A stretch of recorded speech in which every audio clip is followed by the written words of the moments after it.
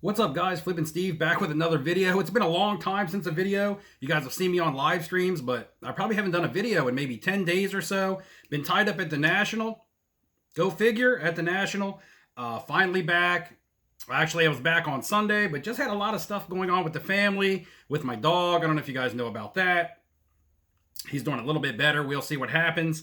And today I'm just, going to go ahead and do my rundown of the National, things that I saw, my take. And it's just mine because it is impossible to see everything at this show. Believe me, I had a sense of being overwhelmed. There's certain booths that I never even got to that I wanted to see. Certain people I wanted to meet that I couldn't find or didn't have time to find. I mean, time was precious, okay? Now, like I said, this is the stuff that I saw. And, other people may have seen other, and that's fine because the show was huge and it was impossible to take it all in at once. It was just amazing meeting everybody out there. If you came up to me and shook my hand, took a picture, I mean, that was some of the highlights of my trip. I do have some pickups, which I'm going to show you guys. I got some, investments. I got some PC items. I got some gifts, just multiple things. Real quick, I just want to say, it was great meeting everybody, even if I had met you before. I got a list here, and hopefully I'm not going to forget anybody, but, Dustin, the personal finance dad, Neo, Brad, the comeback card investor, Michael Ham. Michael Ham was like my road dog during this trip. Like, me and Michael Ham hung out a lot. If you guys haven't checked out his YouTube channel, go check that out. Ryan from Breakout Cards, we did a vintage vlog where he took me vintage shopping and taught me a lot about the vintage market and different cards and things like that. That's going to be posted on his channel, Breakout Cards. Make sure you get over there. Also, Michael Ham hooked me up with this sweet Dan Marino McDonald's card to add to my PC. So thanks for that, Michael. Merle's World, who I met at Filmington's party. So yeah, Filmington was a real cool dude. Hung out with him for a little while on Thursday night and Friday night.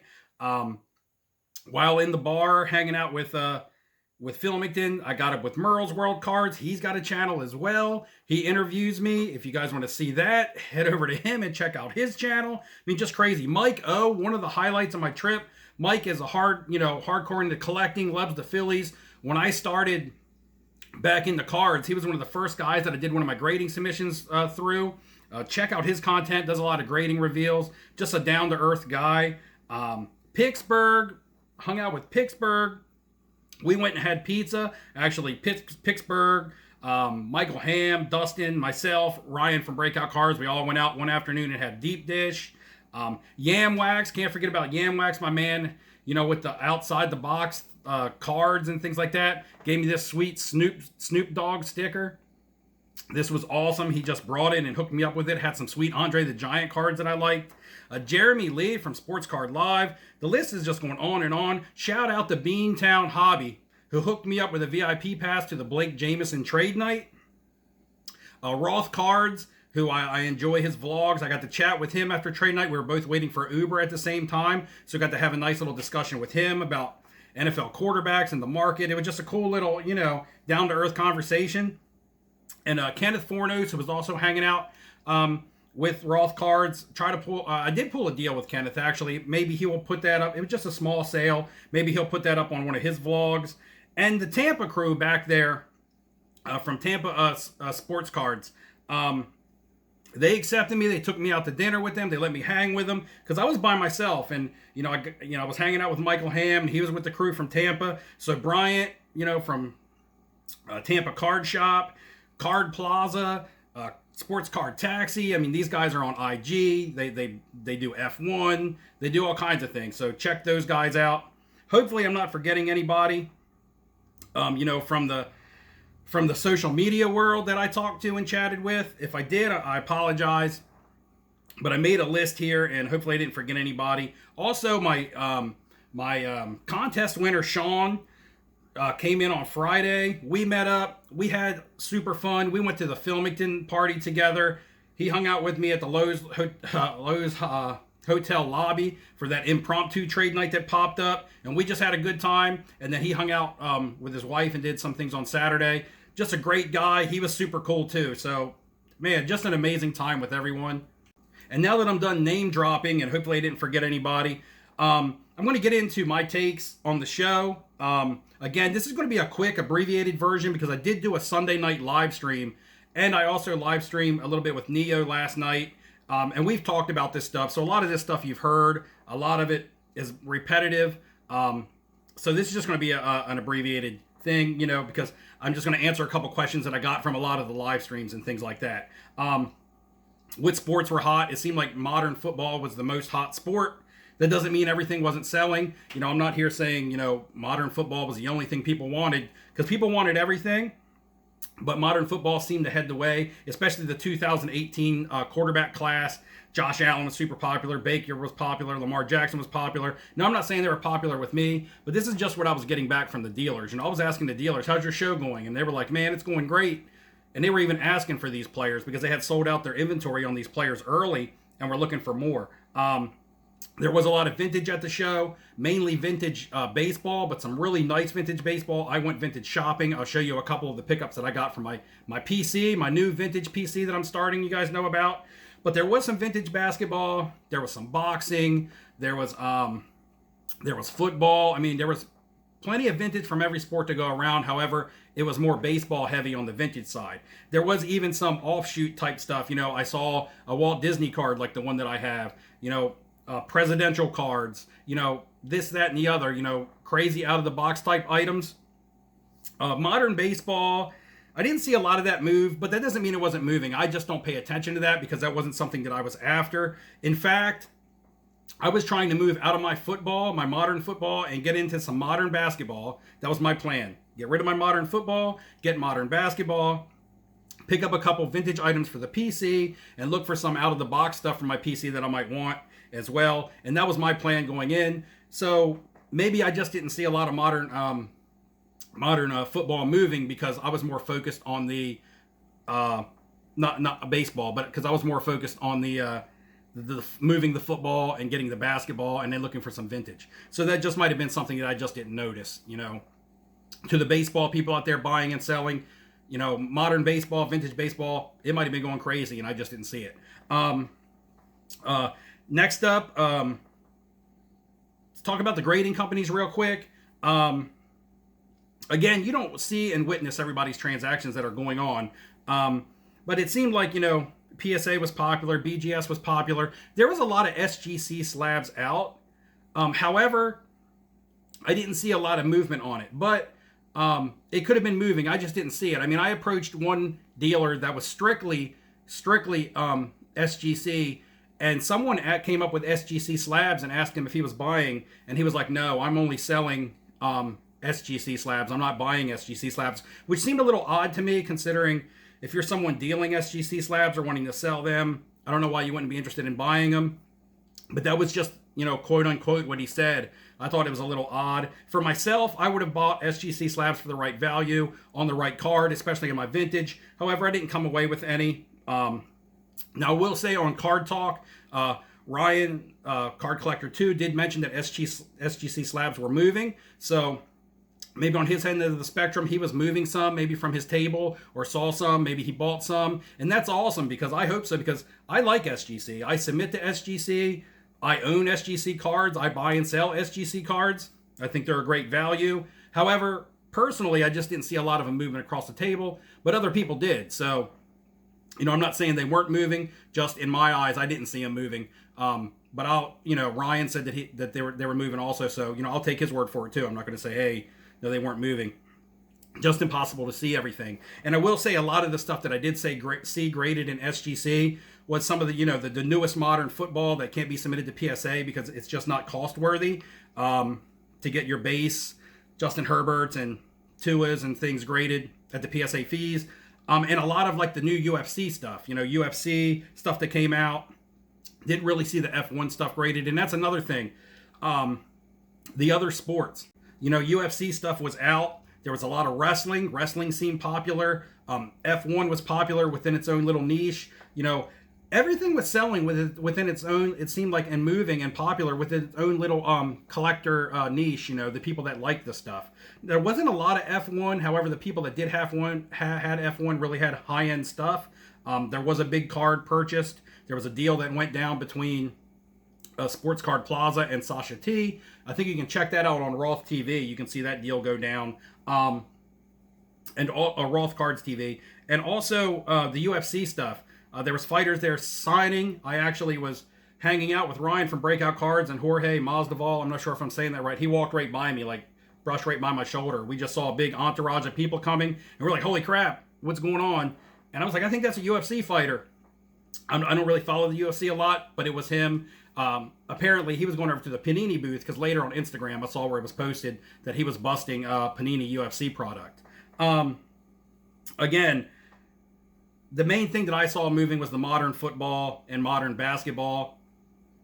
You know, low to mid-end, high-end stuff was a little, at least from my standpoint, was a little harder to move. I was carrying some high-end cards, and it's hard to move it to the dealers when it's hard to find comps. And a lot of people also don't like to buy when they can't find a comp.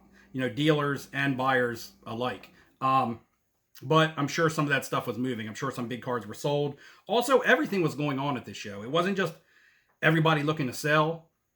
It wasn't everybody looking to buy. It wasn't everybody looking to trade. Some people were buying. Some people were selling. Some people were trading. Some people were doing all three, all of the above. So, I mean, this show was everything. It wasn't a massive sell-off of cards. I mean, when dealers are buying inventory, that means they're selling inventory. They wouldn't be taking anything in.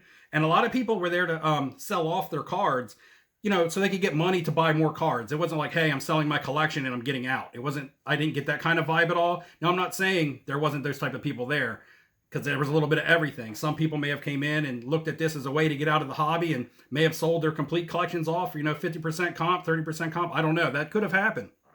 But a majority of what I saw was people, you know, who were carrying their cases around, including myself, just looking to move to the dealers, get some cash, get some cards, make some trades, rebuy off another table. You know, just a lot of money, a lot of transactions all going on in one big ecosystem is the word that we use. You know, everybody doing their own little thing. I'm not sure if there's any much else that I need to touch on. You know, I talked about the grading companies. I talked about some of the hot players that I saw, and a lot of the cards that I saw. The atmosphere was amazing. There was, after every show, okay, so Thursday night, you had the Card Collector 2 show, and then after that, you had the Blake Jameson show. They were back-to-back, or not show, but trade night. They were like mini shows, but anyway, those trade nights, they went to like 1 in the morning. Like every night was out to like 1, 2 in the morning, because even on Friday and Saturday night, I went to the Lowe's Hotel to meet up with Filmington and hang out. And I got there and the lobby was just mobbed with people set up with their own card show going on, tables with cards out. You know, people call them impromptu trade nights, but there was buying, selling, trading, everything going on at those as well. That also was the case for Saturday night. And I feel like there was a lot accomplished at these. I bought some stuff. I did more buying from the actual show, and I did more selling at these pop-up mini shows / trade nights in the hotel lobby. I was able to move stuff for better prices and things like that. Now, were there dealers that were overpriced? Yes. Were there dealers that were fairly priced? Yes. Were there deals to be found? Yes. You could get bargains. So to say that, you know, I get the question a lot, were dealers at comp? Some were, some weren't. I mean, that's just the way that it was. Were dealers willing to budge off of their prices? Some were and some weren't. So to speak in absolutes about this show, when it was so massive and so big and so much going on, to just speak in absolutes and say that everyone was dumping, or people were cutting ties, or dealers were overpriced, or dealers weren't buying, or anything like that, that's just ridiculous to put an absolute on that and just say it like that, because there was everything going on at this show. It was amazing. It was awesome. I can't wait till next year. I'm running long, so if I forgot anything, I forgot it. I don't care. It's on my live stream, because I've talked about stuff, you know, in extent on my live streams. And now I'm going to get into some of the stuff that I picked up, some of my purchases, and some of my trades. We're going to get into that. And if anything else pops into my head that I may have forgotten now, then I'll bring it up then. All right, guys, let's flip it around. Let's take a look at some cards. This is the best part. Let's go ahead and get into my pickups. I have my trade night stuff. I have my show purchases. And I also have the stuff that came free with the VIP pass. So you got the VIP pass here. which allowed you like early entry. There was a VIP lounge that had like food and drink in it, which I never actually went into that. And it also give you got a package at the door, a bag of stuff. I've taken everything out of the bag. I would show you the bag, but I didn't bring it over here. One of the things that you got was you got vouchers for some of the autographs. Here's just some of the players that were free with the VIP pass, and then these wild card ones, which I don't really know what that meant. But I didn't stand in line for any autos. So if you guys have, if that was a question, did I get any autos? I didn't stand in line to meet anybody or get any autos. Just wasn't the time. Also have this little thing. I'm not 100% sure what this is. I don't know if it's sticky notes or what it is, but it's got a picture of the Mantle Bowman on the top, and just another free giveaway. Not 100% sure what it is because I haven't opened it. Got a cool drink koozie here. Don't drink and bid. Pristine auctions.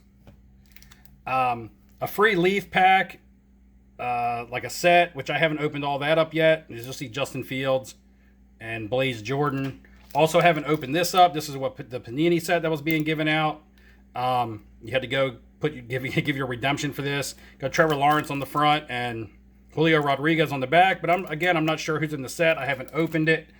And then I got this breaker mat that I have here, and I just move around a little bit. As you can see, it's black with a yellow border. That was given away. It's sponsored by Upper Deck. So that was just some cool little free stuff that they give in a bag. Also, as you can see, what I have back here are my gifts. A YouTube viewer, subscriber, and I can't remember his name. I'm so sorry. It's just so impossible to remember everybody's name. Hooked me up with this SGC-10 Tua Optic, as well as a raw variation of it. So that's cool. I'll prop that up right there. Or maybe I won't. I'll just sit it down. I got the Snoop Dogg that I showed you from Yamwax, the Dan Marino from Michael Ham, and Merle's World give me 10 packs of these Boston Pearl Jam cards from 2016 when they did a concert at Wrigley Field, and these were sold at the souvenir stand, I believe. So I haven't opened those yet, but I got 10 packs of those that I'll open on a nice rainy day. Thank you guys for all that stuff. Let's go ahead and get into the cards. I'm going to start with my show pickups first, because my show pickups are actually a little bit less.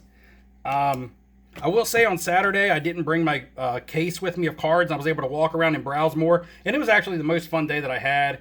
And next time I go, I'm going to go in to do more buying and not carry my case around with me. So one of my first pickups, I saw this Larry Bird Flawless Auto on card, numbered out of 15.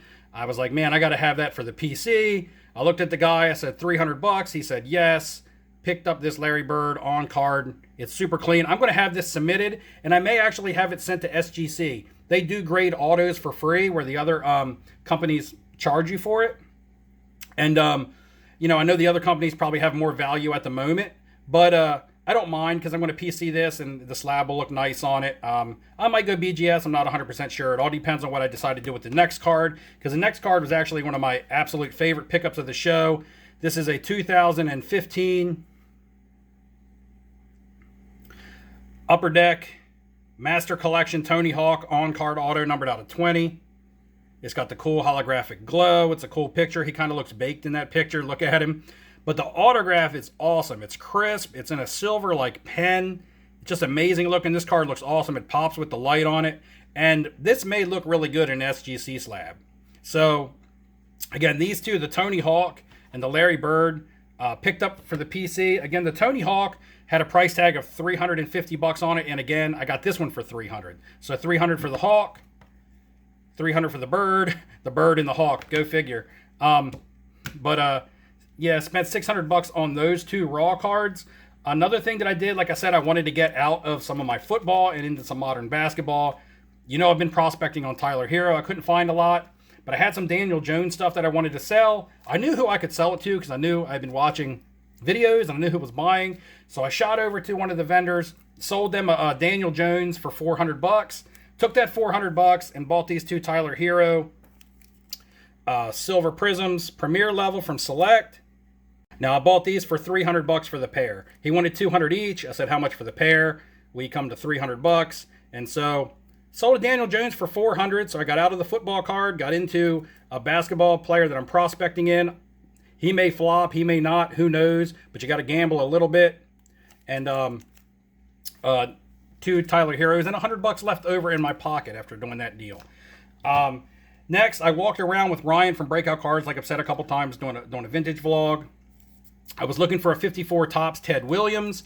However, in the show, in a PSA 3, they were pricing that card at around $350, which was about $75 above comps. And the vintage dealers that I was dealing with weren't really willing to move off of their prices. That may not be the case for all of them.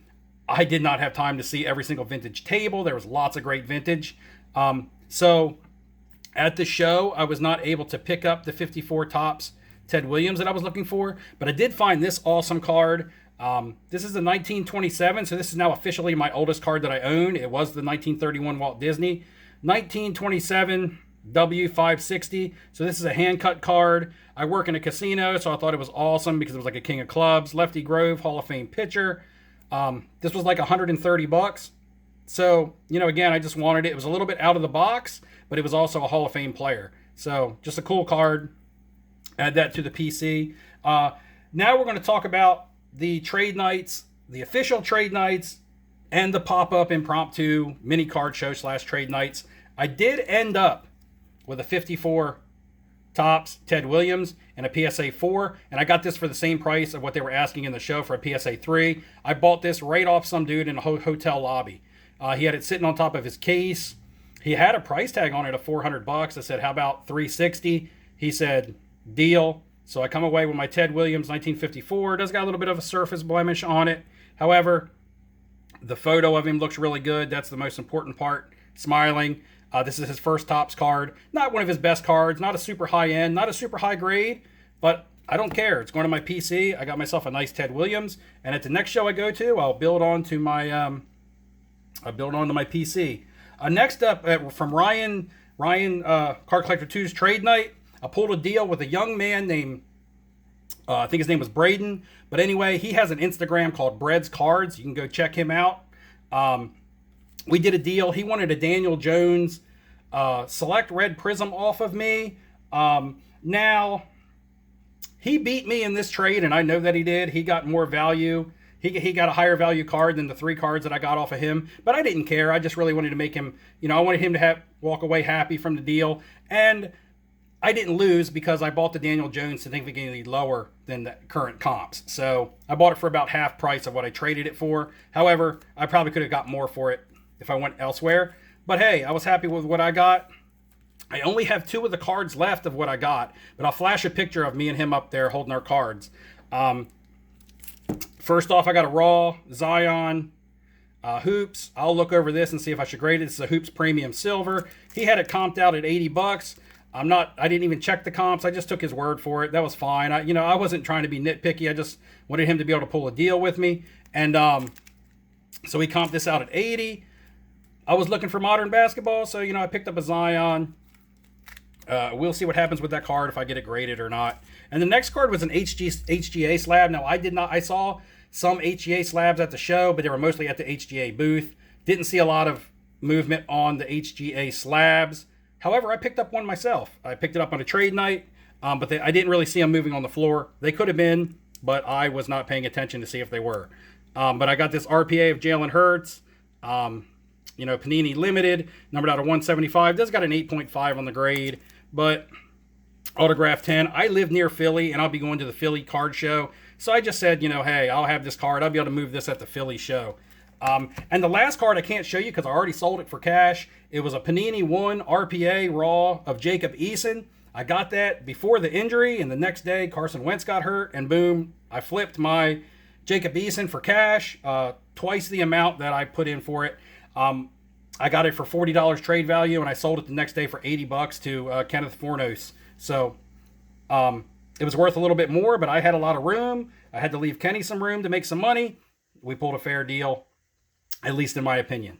Next up, I pulled a deal with a young man named JPS Souls. He also has an Instagram if you want to go follow him. He was really interested in some of my out-of-the-box stuff, and I actually brought Star Wars cards with me.